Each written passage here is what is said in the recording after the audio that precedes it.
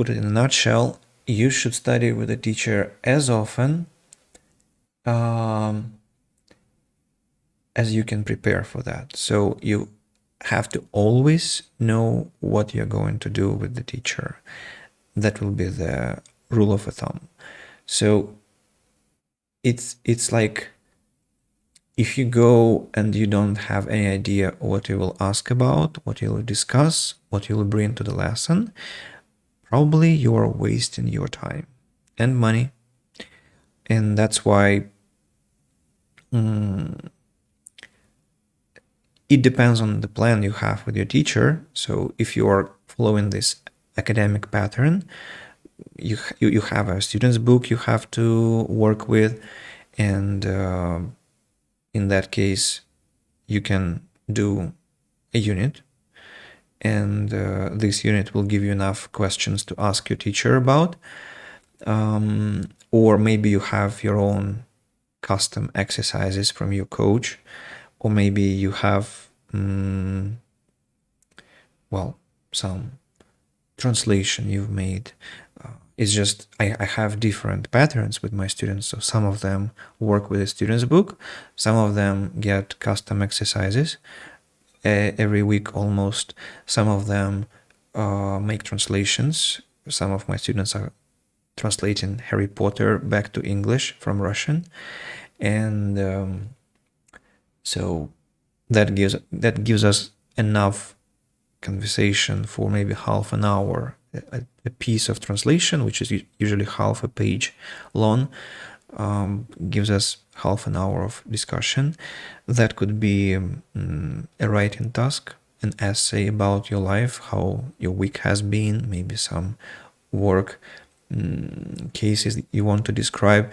So when you have done this, and you know that for the hour that you will have with your teacher, or 90 minutes maybe, it depends on the length of the lesson. So when you know you have enough to talk about, you go. Because remember, my paradigm of teaching is everything that you can do alone, independently, must be done alone, independently.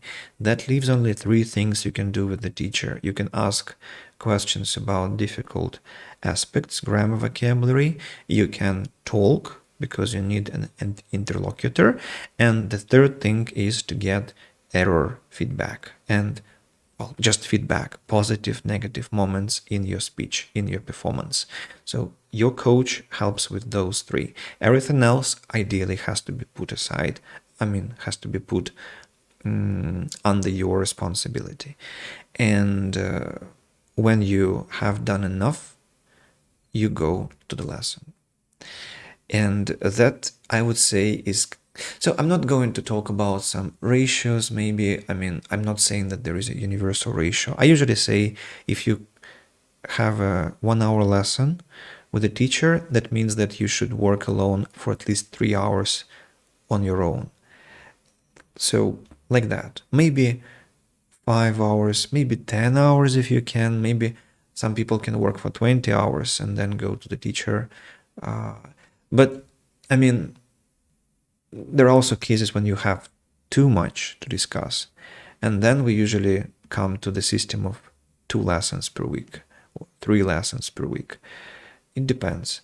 Probably the minimum would be 1 lesson per week, because if it is less frequent, then you kind of, well, forget each other.